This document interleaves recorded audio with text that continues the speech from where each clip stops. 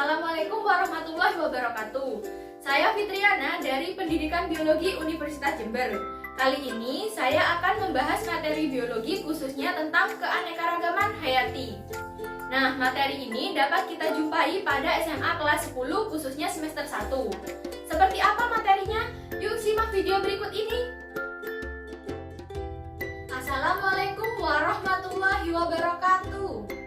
Selamat pagi anak-anak. Bagaimana kabarnya hari ini? Semoga sehat semua ya. Nah, sebelum pembelajaran kita mulai, alangkah baiknya kita berdoa menurut agama dan kepercayaan kita masing-masing. Berdoa dipersilahkan. Berdoa selesai.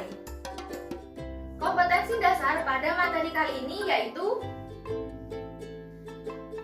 mengamati berbagai tingkat keanekaragaman hayati yang meliputi gen, jenis, dan ekosistem di Indonesia beserta ancaman dan juga pelestariannya.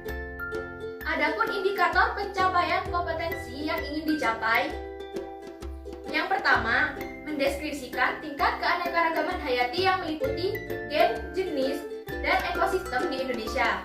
Yang kedua, memberikan contoh tingkat keanekaragaman hayati. Perlu kalian ketahui bahwa tidak ada individu yang sama persis dengan individu lainnya di dunia ini, bahkan untuk makhluk hidup yang kembar sekalipun.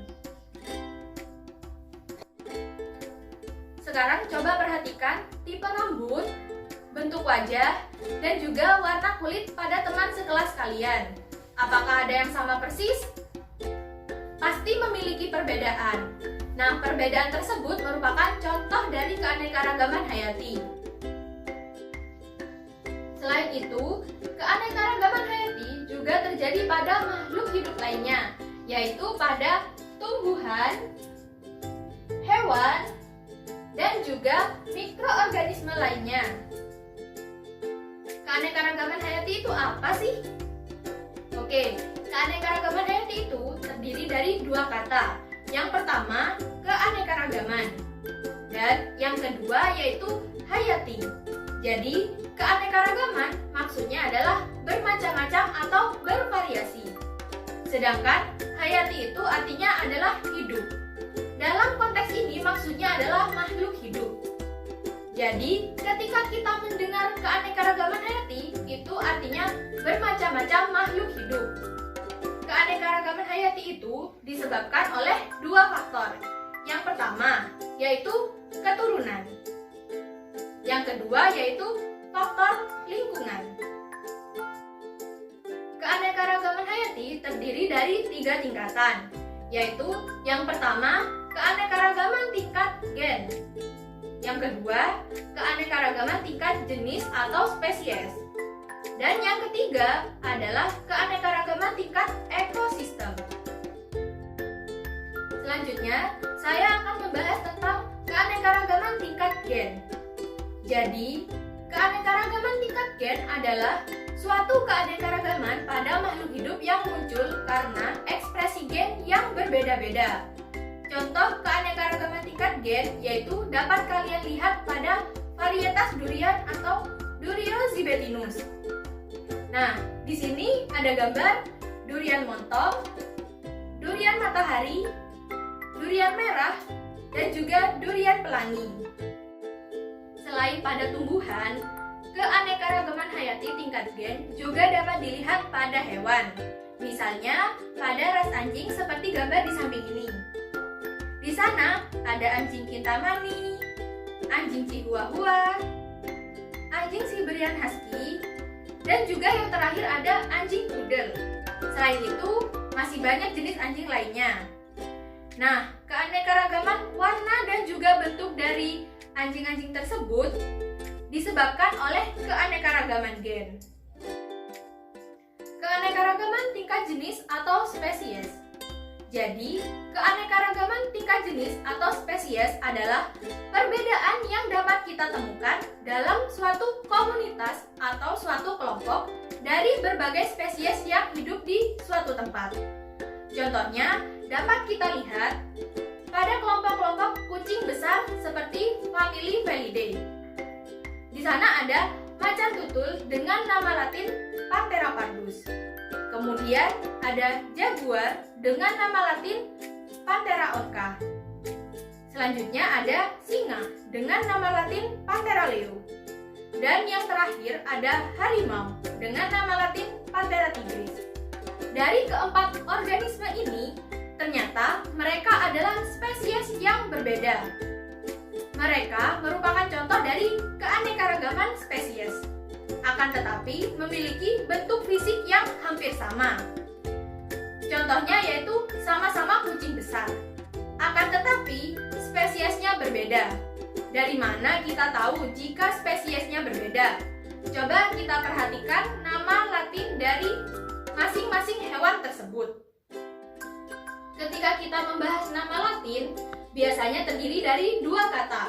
Kata yang pertama yaitu menunjukkan genus, dan kata yang kedua biasanya menunjukkan spesies.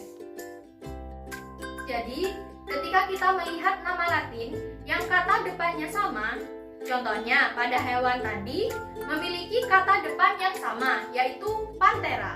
Artinya, mereka masih dalam satu genus yang sama. Dan kekerabatannya masih dekat. Akan tetapi, ketika kita melihat kata kedua dari nama latinnya, itu artinya spesiesnya berbeda. Sedangkan contoh dari keanekaragaman tingkat jenis pada tumbuhan terdapat pada famili Araceae. Contohnya dapat kita lihat pada gambar di samping ini. Di sana ada kelapa dengan nama latin Cocos nucifera. Kemudian ada aren dengan nama latin Arenga pinnata. Selanjutnya ada kelapa sawit dengan nama latin Elais guineensis. Dan yang terakhir ada pinang dengan nama latin Areca catechu. Sekilas, keempat tumbuhan di samping ini memiliki ciri fisik yang hampir sama. Tetapi bila kita lihat dari nama ilmiahnya atau nama latinnya saja, dari kata depan itu sudah berbeda. Berarti mereka bukan dari satu genus yang sama dan juga bukan merupakan spesies yang sama. Akan tetapi hanya dari ciri fisiknya saja yang sama. Jadi keempat tumbuhan ini disebut dengan keanekaragaman tingkat jenis. Seperti itu. Keanekaragaman tingkat ekosistem. Jadi, keanekaragaman tingkat ekosistem merupakan tingkatan terakhir dari keanekaragaman hayati. Keanekaragaman ekosistem terbentuk karena berbagai jenis spesies menyesuaikan diri dengan lingkungannya. Lalu, terjadi hubungan timbal balik antara komponen biotik dan komponen abiotik. Komponen biotik terdiri dari segala bentuk makhluk hidup. Contohnya ada manusia, ada hewan, dan juga ada tumbuhan. Sedangkan komponen abiotik adalah komponen yang tidak hidup. Contohnya ada air, tanah, cahaya matahari, suhu, dan lain sebagainya. Secara garis besar ada dua macam ekosistem, yaitu yang pertama ada ekosistem daratan atau terestrial. Kemudian yang kedua ada ekosistem perairan atau akuatik.